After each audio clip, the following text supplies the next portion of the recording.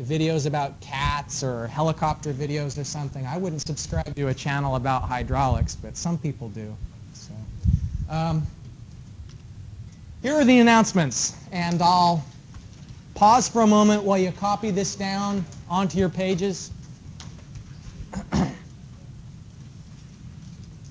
You don't necessarily have to write all the details about that homework assignment because it's on the class schedule, on the syllabus I just gave you. You know, the problem numbers 2, 4, 6, 12, 14, 24. It's on there.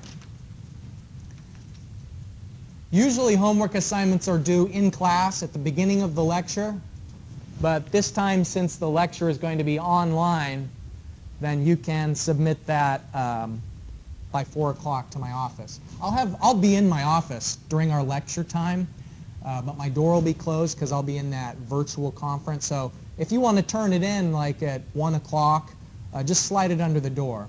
I won't be able to answer the door because I'll be talking to the other people. But after that teleconference thing is over, I'll open my door and you can come in and ask me questions if you like. So I've modified my office hours for next Tuesday since I'm going to be unavailable from 11 to 3. But before 11 to 3 and after 11 to 3, I'll be happy to talk to you about the homework assignment. You know, next Monday is a holiday, so none of us will be in the engineering building next Monday. I'm usually happy to help you outside of my office hours. You know, if I've got the time, I'll help you with the homework problem, even if it's not during my office hours. But you know, we won't be able to do that Monday, and so the first homework assignment maybe is going to be a little bit tricky. Okay, we're going to be talking about flow resistance today. Any questions on the announcements before we go forward?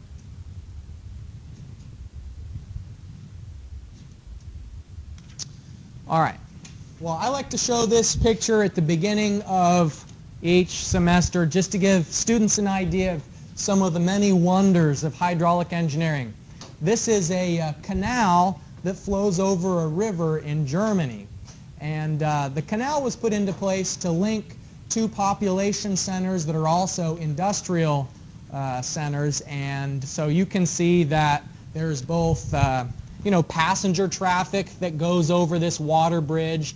Over here is a small tanker that's carrying goods across the water bridge. And previously it was still possible to go between these two cities by boat, but it was a very long and slow process of getting lowered down to the river level with a series of locks and dams and then being raised again. This is a lot simpler and less time-consuming process. Hydraulic engineering, as we're going to do it this semester, is the study by analysis and then the design of systems that control the movement of water. And the parameters that you have to consider is how much of the water is moving at a given time, when it's moving, and the distribution. You know, which pipes in a pipe network is the water going to be flowing through, and when it's water comes to a junction and can flow more than one direction, why will it go one direction versus another? And what does that mean for the pipe network? Just briefly last semester we talked about local losses, and that's where energy is lost because of a transition in the flow direction. And so in people's plumbing in their houses, they'll often have elbows and bends like this. And so in hydraulic engineering, we'll have to calculate the energy loss impacts of changes of flow direction and other fittings that induce turbulence. This lower picture is the generators in a hydro plant at a dam that generate electricity. The location of water changes through the semester. We begin talking about water in pressurized pipes, flow through conduits. And then we'll do open channel flow for about half the semester, and just briefly we'll talk about storage of water in tanks and reservoirs. There's a lot of non-engineering applications of water, and hardly a day goes by that in the newspaper it's not talking about droughts in California or battles in the Middle East over water shortages, and not even battles in the western United States over water shortages. You know, the water in Northern California being diverted from crops so it can irrigate golf courses in Southern California. There's really a lot of legal and political issues that tie into the availability and movement of water, and so engineers who are able to design systems that conserve water and help it to move from place to place are always going to be in high demand. This is a pipe gallery at a water treatment plant, and if you look at it, it's just sort of a maze of pipes going different directions. Very complicated hydraulic scenario here, keeping track where is the energy grade line as water moves through a water treatment plant. But it's not, this is not a rare photo. I took this picture in Indiana at a water treatment plant near Indianapolis, but every medium and large size city has a pipe gallery like this that really is a detailed and difficult analysis problem trying to find out how the water is going to move its way through the treatment plant. So there's a lot of interesting issues that come up that tie into environmental issues and hydrology, for example. This is a picture that I took when I was living in the United Arab Emirates. This is out on the, let's see, the coast, the Gulf of Aden coast rather than the Arabian Gulf coast. The UAE has two coasts, and this one points towards the Indian Ocean. It's a town that's called Khor Fakkan. Now you can see that it's really a desert terrain there. There's not very much vegetation on the mountains. And so when it rains, the water doesn't seep into the soil very easily. There's a lot of rock, and the dirt just doesn't have a high capacity for infiltration. And so when it does rain, there are these big flash floods that come through. And that's the point of this open channel, is to convey the flash flood from the mountains out towards the sea. And so obviously an arid country that has very little in the way of water resources wants to try and capture as much water as possible rather than just let it flow into the sea. And so a lot of the recent work in hydraulic engineering in the UAE has been to build recharge aquifers that allow water to seep in underground and capture it and detain it temporarily to try and enhance the amount of groundwater that's available for using later on after the storm is over. Here's a picture of a reservoir that is man-made. This is a reservoir in Northern California. I would imagine at this point in the drought that they're having, the water levels are quite a bit lower than when I took this picture back in 2008. This is a representation of a pipe network, and this isn't the exact map that I'll give you later in the semester, but this is the map from a couple of years ago, several years ago when I was doing this project. And what it's meant to represent is that there's some hypothetical future town that's going to be built, and there are blocks, residential blocks, there are some commercial areas, maybe industrial plants like a food processing plant, a hotel. There are even things outside of the city limits like housing projects, hospitals, sports stadium. But in hydraulic engineering, what the hydraulic engineer does is try to estimate what the demands are going to be for water. And so that first part is a little bit of a social science in a way, trying to look at what is people's behavior, how much water is consumed by people inside of the network or inside the network service area. We're looking at things as the per capita demand for water per person. So does anybody have a ballpark idea of how much water the average American uses in a day? 20 gallons? All right. I guess it depends on, if you think about what the water uses are, you may be thinking right now, well, I drink maybe 2 bottles of water a day, so probably half a gallon, right? But that's not the only thing that you do with water. You're also using water to wash your dishes, to wash your clothes. What else? Showering, yeah? And I take long showers, so that's a lot of water there. Toilet, flushing the toilet. Here we don't irrigate our grass very much. In the western United States, if you want to have a green lawn in your yard, you have to put in a sprinkler system and spray it. So here we're lucky in that sense that we don't have to pay for that. There are dry periods of the year where maybe we irrigate. It actually ends up that the average American uses about 80 gallons of water. And that varies from place to place, but here in West Virginia, it's pretty close to that nationwide average. And it varies from country to country also. So what does the engineer do? Estimates demand, and in this representation, green arrows mean where the water is coming out of the network, where people are taking it out. You know, you'd have the blue lines representing the main pipeline, and then the green lines are like auxiliary pipe, either where the water is going into maybe a secondary network or pipes that are so small that we're not designing them here. This is just a design of the main network. And so the design process is estimating the demands and then iteratively trying to identify what's the smallest pipe that's going to work for the demands that are there. So the design criteria that you'll face later on in this semester is based on what you determine for how much water is going to be demanded by the people who use the network. How small can the pipes be? And you want them to be as small as possible because big pipes have a lot of steel in them, and steel costs money, and big pipes are more difficult to get into the ground than small pipes because they're heavy and you have to excavate more. And so the engineer is always trying to make the most economical design that fits within the criteria. So that's a little bit of an overview of some of the things that hydraulic engineering touches on and what we will cover this semester. Here are a couple of images that just illustrate flow resistance. And the black and white image that's here shows a representation of flow resistance through a pipe. Now, what's the visual clue that this black and white image is flow through a pipe and not a river that's flowing? That's right. There is resistance at top and bottom. So something's going on at both the top and the bottom.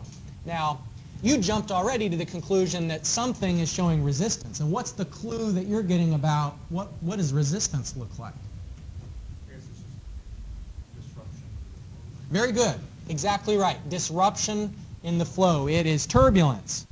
Now, what we learned last semester in fluid mechanics is that water, as it flows through a conduit, at the border of that pipe has the same velocity as the pipe itself. In other words, here's the pipe, and the water has a distribution in velocities. And so it's moving very fast at the center of the pipe because it's further away from those roughness surfaces that are causing resistance. But the closer you get to the edge of the pipe, actually here, right at the very interface of the water in the pipe, the water isn't moving at all. It's called the no-slip condition. The water can't slip over the surface, but the pipe is resisting flow. The pipe is pushing on the water opposite to the direction of flow. And so those are some of the clues that we can get from a picture like this, that the lighter shades are indicating less turbulence and less resistance. And here we have some vortices. And the same thing is true on this picture. Now, this is water is flowing through a spillway. This is actually a large dam. And the thing that you can see, it's sort of these horizontal lines. Any guesses on what that is? At a dam, why they'd maybe have what kind of looks like steps at the... Okay, that's one thing it can definitely do, is if you put those steps in there, it reduces the velocity of it. Was there somebody else going to also make a guess? Okay, it's not the concrete seams, but you could, if you were pouring in segments, definitely have concrete seams. This is actually an environmental feature. It has to do with fish. And fish traditionally have a really hard time getting through a dam. And so sometimes what they'll do is they'll create a series of pools. You know, fish can jump a couple of feet vertically, but it's to allow fish that are spawning to to migrate up and downstream. So they can jump from place to place. But here, the same thing, it's color image rather than black and white, but the darker red, the color, red means fast moving, blue is slow. And so the blues and the greens that are along the side here, water moves slow when it's adjacent to the resistant surface. That's, you know, the rubble and riprap that's along the side of the spillway. But water moves more quickly in the center of the channel than it does along the banks. So flow resistance is a function of, you know, how much resistance there is to flow depends on the viscosity. And so a highly viscous fluid, like a syrup or a heavy oil or grease, doesn't flow very quickly. And I was actually amazed when my third grade son came home from school yesterday and he had learned about viscosity. I was so proud when he told me the definition of viscosity. It brought a little tear to my eye. He's already learning about fluid mechanics in elementary school. I never learned about viscosity in elementary school. Also, the amount of flow resistance depends on flow conditions. So the velocity of the flow is proportional to the resistance. The faster moving the water is through a pipe network, for example, the greater the resistant force is against that movement. And so if we want water to move very quickly through a pipeline, we're going to have to overcome a lot of resistance by maybe adding a pump or elevating the tank on the upstream end of that pipeline. The depth of flow can have an effect on the resistance and other factors of open channel flow, like the uniformity of the conduit. And if it's got a lot of changes in direction, then that can induce resistance and turbulence. And there's also the effect of the cross-sectional geometry. And so what I mean by cross-sectional geometry is if you think about an irregular river that has a lot of bends to it, like this, and maybe a floodplain. So water is going to move in a different way through a channel like this than just a straight canal that's been excavated by a bulldozer. Water can move very quickly with less resistance than a natural channel that's meandering. We'll get into a lot of how to analyze natural channels in the second half of the class. Now you remember laminar flow and turbulent flow. We had some experiments where you're trying to visualize what laminar and turbulent flow looks like. And we remember the Reynolds number boundaries for laminar and turbulent flow. Well, the Moody diagram is one way to sort of quantify the resistance to flow.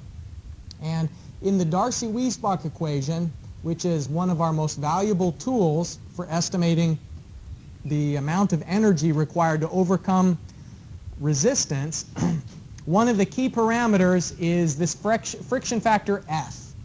So it's really small over here on the figure and probably even smaller on your printout. But it's important. F is a friction factor that we use in a formula as an indication of how hard it is for the water to flow through a pipe, the resistance to flow. And in this Moody diagram, it is a really easy graphical way of finding the F value. In later classes, I'm going to show you the formula. There's actually a couple of different formulas we can use to calculate it with a lot of precision. You know, if you're setting up a spreadsheet problem, for example, you can't have the spreadsheet look at the Moody diagram. You have to have some sort of an equation to automate the process. But if it's just like a once through, then maybe you can save time using the Moody diagram. The way it works with this Moody diagram, I'll illustrate how you read a Moody diagram with an example here. We've got water flowing at a velocity of 30 meters per minute through a pipe that has 0.25 meters as the diameter, and there's a K sub s that's defined there. That K sub s, or in some text it's also referred to with a variable epsilon. Those two are the same things depending on which book you're in or what reference you're looking at. Over here on the right vertical axis it says relative roughness.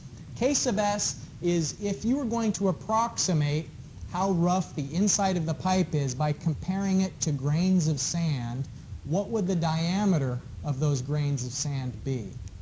You remember that in the lab we've got a pipe rack that actually has grains of sand glued on the inside of one of the pipes. That bottom pipe is an artificially roughened pipe that has sand glued onto the inside of it.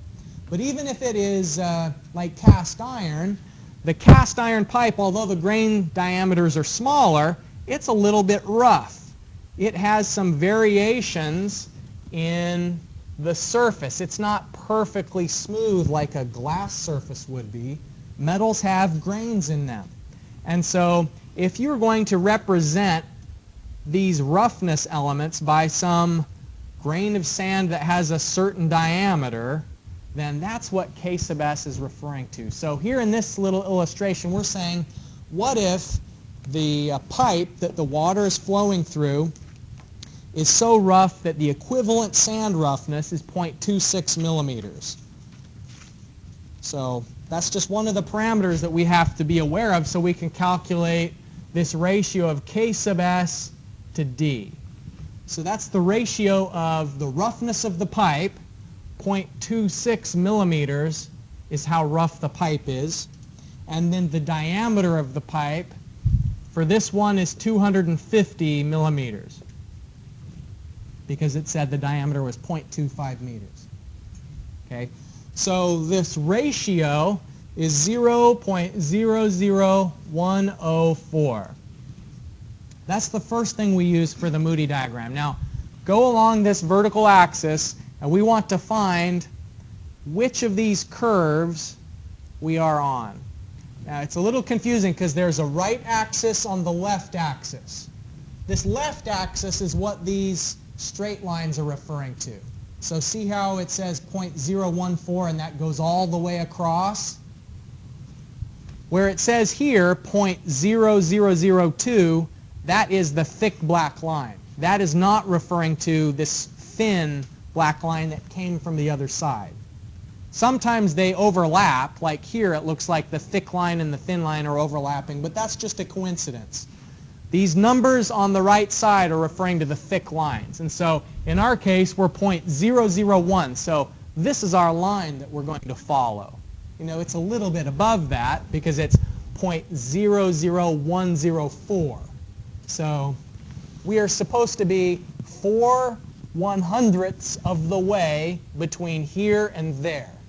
So maybe like 1 pixel above 0.001, that thick line there. So just very slightly above it. Okay, so what we do is we follow this line to where it intersects the Reynolds number of the flow through the pipe. And so our flow has a velocity, it says in the description, is 30 meters per minute. In other words, that's the same as 0.5 meters per second as our velocity. Now along the horizontal axis is Reynolds number. And one of the easy ways to calculate Reynolds number is with the formula velocity times diameter divided by kinematic viscosity. Okay? So we've got a velocity of 0.5 meters per second. Our diameter of the pipe is 0.25 meters. And then the viscosity to use depends on what the fluid is that's going through the pipe. This is water that's flowing through the pipe. And so you can look up in your book, in the appendix, it says the viscosity of water at a lot of different temperatures. The typical default viscosity for water is 1 times 10 to the minus 6th meters squared per second. If you don't know exactly what temperature, this is room temperature water, the kinematic viscosity. I always encourage you to look at the units, and you'll see that if you have meters per second multiplied by meters, then you'll have meters squared per second in the numerator and also meters squared per second in the denominator. And that's what you want because Reynolds number is unitless. And so our Reynolds number is 125,000 or 1.25 times 10 to the 5th. Okay, so now we already knew that this was our thick black line because that's 0.001. So we're following this line to wherever our Reynolds number crosses it. Our flow has a Reynolds number of 1.25 times 10 to the 5th. So this is a log scale. So here's 1 times 10 to the 4th, 2 times 10 to the 4th, 3 times 10 to the 4th, and so on. So there's 9 times 10 to the 4th, and then 10 times 10 to the 4th is the same as 1 times 10 to the 5th.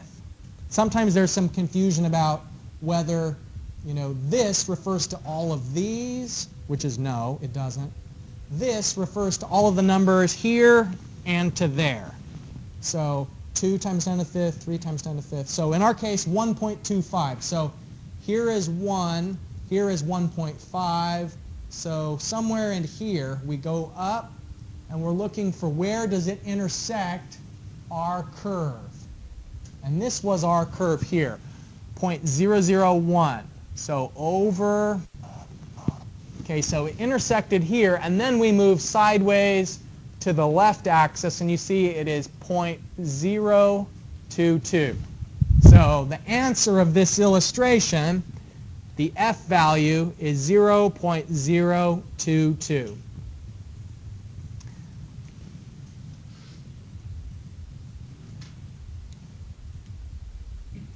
So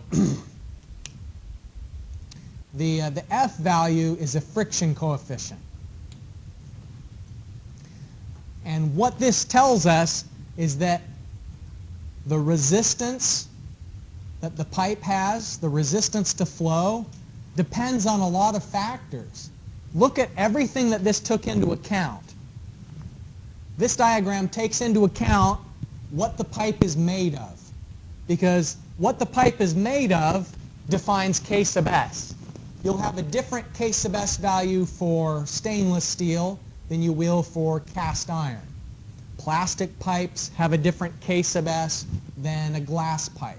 So this concept takes into account the material type. Over here on this right vertical axis, the effective diameter is accounted for. And so this tells us that the friction imparted by the pipe varies by what it's made of, by the diameter of the pipe, and then also along the horizontal axis, the flow conditions are accounted for. What is the velocity of flow? And so as the velocity increases and decreases, there is a change in the frictional resistance imparted by the pipe. And so this is a really complicated situation where the F value goes up as you have a low Reynolds number. It's maybe a little bit counterintuitive that you'd have a higher F value as the Reynolds number is lower, but then it decreases to a point, and then past this dashed line, why do you suppose this dashed line is in there? What does it represent? What happens to the right of the dashed line? Well, there's turbulence. You're seeing a transition zone and a rough turbulent zone. It's flattening out, that's right. What it means is that the F value on the right side of the line, once you get past this line, then the F value is not a function of Reynolds number anymore. It only depends on the relative roughness. But on the left side of the line, the F value depends both on relative roughness and on Reynolds number. And so you can see that it's dividing this up to something called rough turbulent zone and transitional zone. And I don't want you to get a confused idea about something. Remember how there is Reynolds number above 4,000, we say is turbulent. And then Reynolds number below 2,000 is laminar. And then between, we sometimes called that transitional. Some texts call between 2,000 and 4,000 transitional. But that's different from what this is showing. Because look, here 2,000 would be limited to that. And in fact, this little curve here is showing how you calculate F value when your Reynolds number is less than 2,000. Here's 2,000 there. So below 2,000, it's actually easy to calculate your F value. It's just 64 divided by the Reynolds number. Well, here's 4,000. This transitional zone begins above 4,000, and so it's turbulent, but it's transitional turbulent. Whereas to the right of it, we call it either rough turbulent or sometimes it's called fully turbulent. Once it gets to the point that increasing the Reynolds number no longer changes the F value, that's fully turbulent flow. We'll come back to this later. This won't be the only time we talk about it, but I just wanted to give you a first look at the different characteristics of F value on the Moody diagram. So any questions about how to look up a F value on a Moody diagram?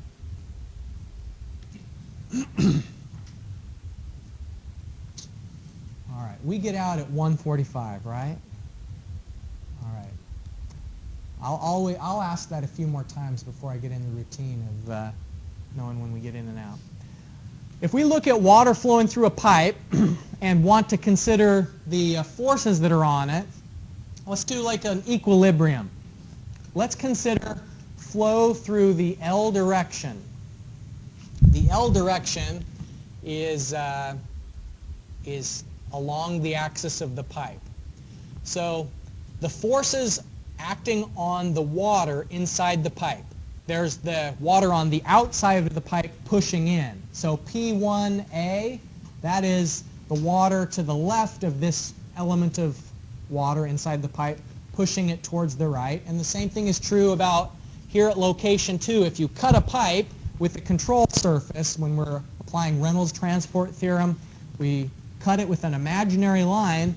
The water that's on the right side of that imaginary line, it's in a pressurized pipe, so it's pushing back.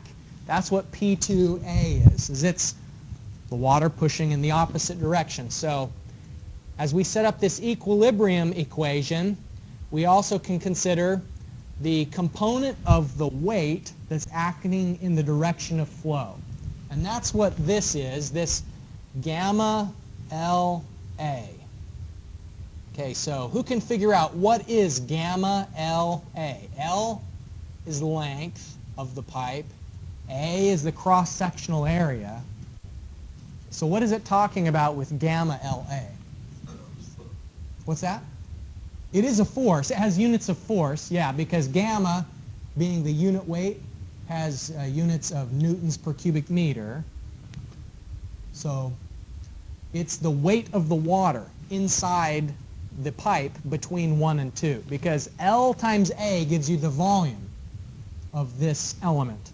L is the length parameter, A the cross-section, and so it's the volume of water there, and then gamma turns it from a volume to the weight of the water. So, you know, the water's weight is acting downward, and a component of that force, since it's an inclined pipe, is acting in the L direction. A pretty small component of it here, but the sign of alpha tells you, based on the incline angle, how much of it is acting in the direction of flow.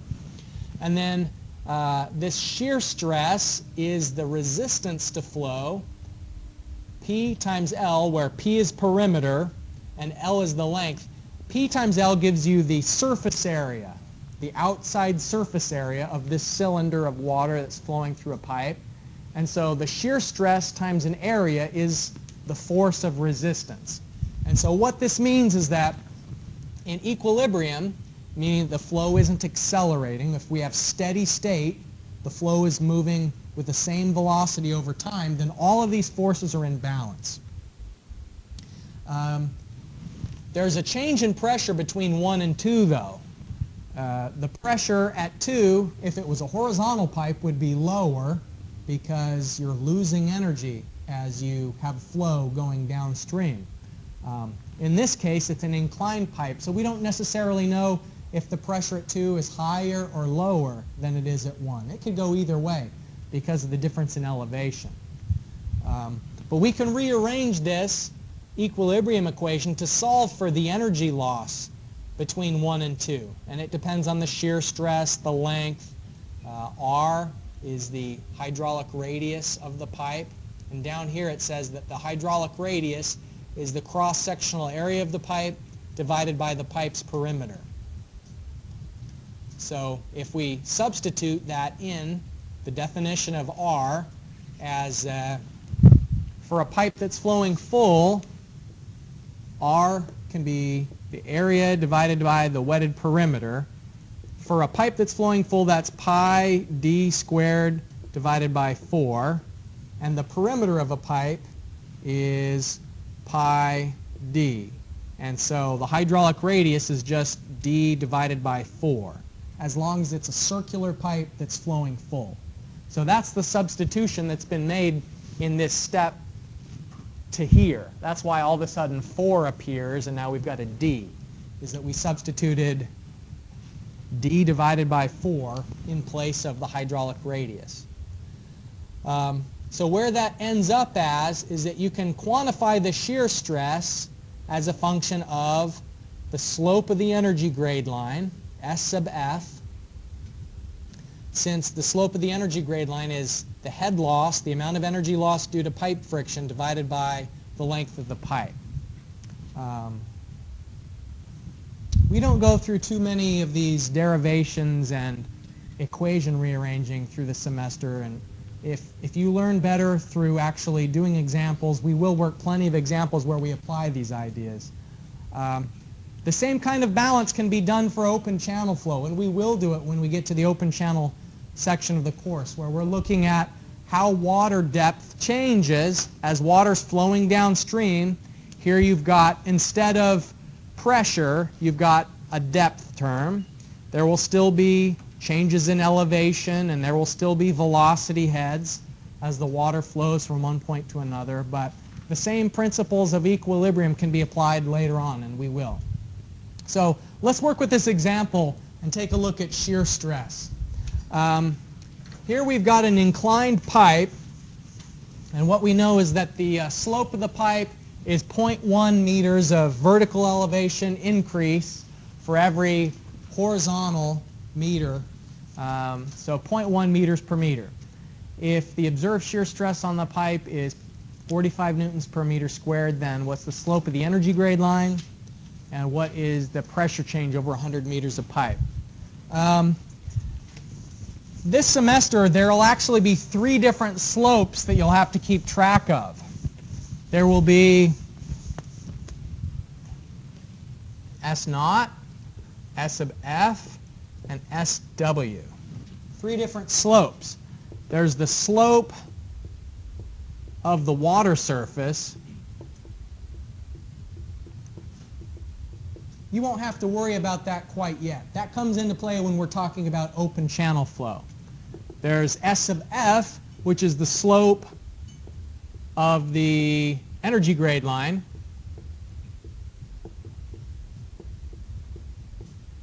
And what you remember about energy grade line is that the energy grade line is this imaginary line that you can draw above a pipe or above an open channel that takes into account the pressure of the flow, the elevation, and the velocity. You add up EGL, energy grade line, is the sum of the pressure head, the elevation head, and the velocity head. So S sub f is the slope of that line. So here's our EGL. Remember, we drew EGLs last semester in fluid mechanics. So here's the EGL. The slope of that is F sub f. And so that is H sub f divided by L is S sub f. The head loss due to pipe friction over whatever the length of the pipe is. And then S naught is the slope of the pipe / channel. So in this case, you'll notice that the pipe is angling up and the energy grade line is angling down. If this pipe was horizontal, it wouldn't change anything about the EGL. For a closed conduit flow like this, the slope of the pipe and the slope of the EGL are independent. There's no relationship between how the pipe is oriented and what the energy grade line slope is doing. So I'm going to put, just as a reminder of that, S naught does not equal SF in pipes. They do equal each other in an open channel when you've got steady uniform flow. But in a pipe, they're independent. Okay, so first of all, what is the slope of the energy grade line? Well,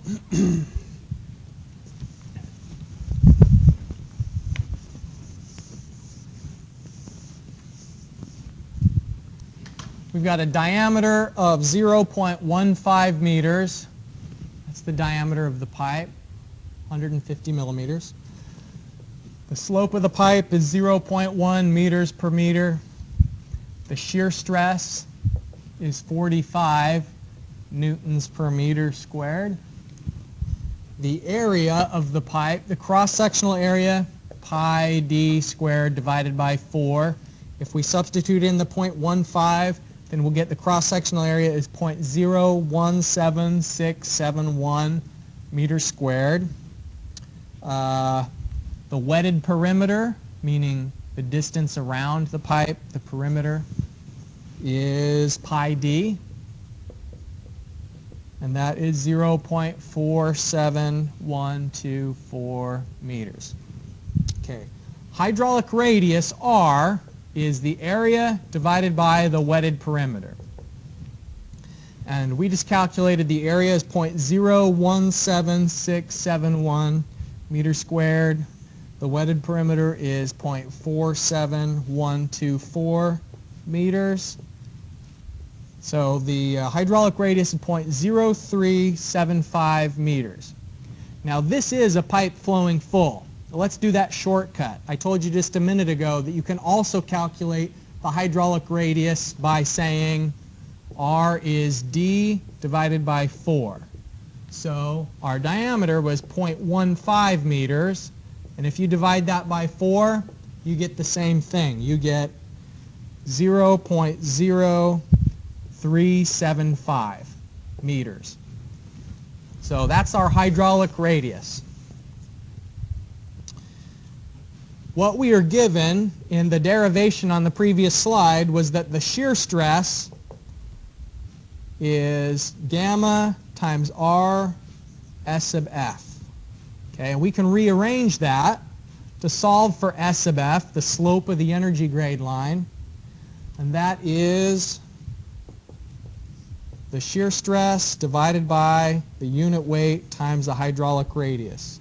Okay, so 45 newtons per meter squared divided by 9810 newtons per meter cubed. Since this is water, we'll always use that as the constant unless we have some other temperature for the water.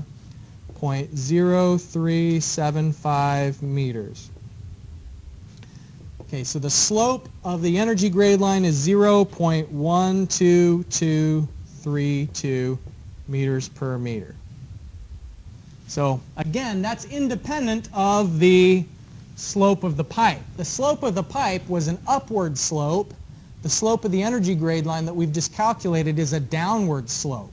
You can see that the energy grade line is always getting lower because we're losing energy due to pipe friction. Any questions about that so far?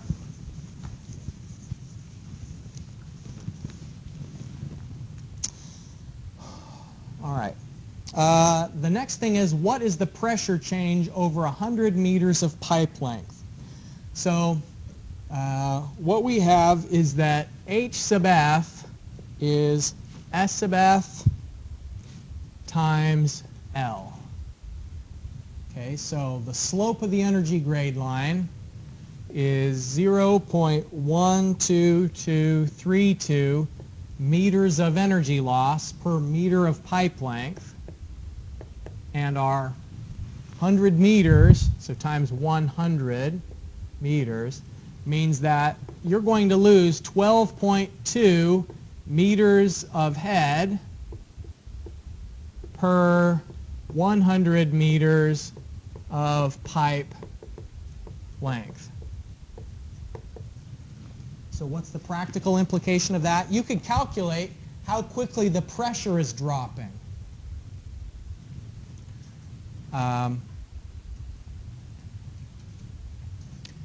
So delta P would be the unit weight times the HF.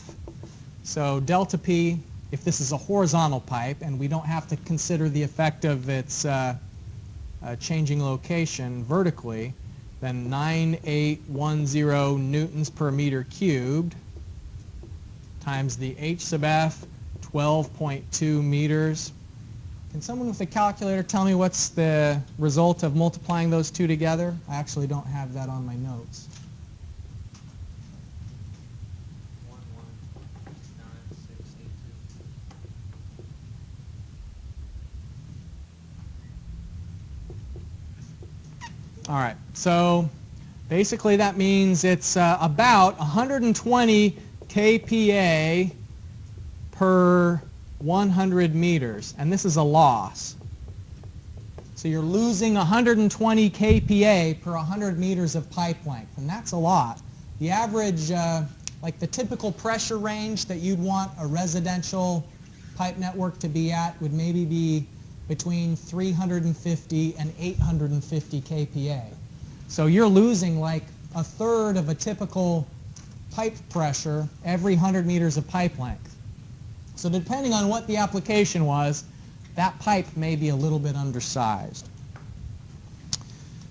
All right, so that's it for today. Let's just take one final look at these announcements just to remind ourselves that we'll meet on at our normal time, normal location on Thursday, but then next Tuesday class will be online and you'll submit your assignment to my office by 4 o'clock.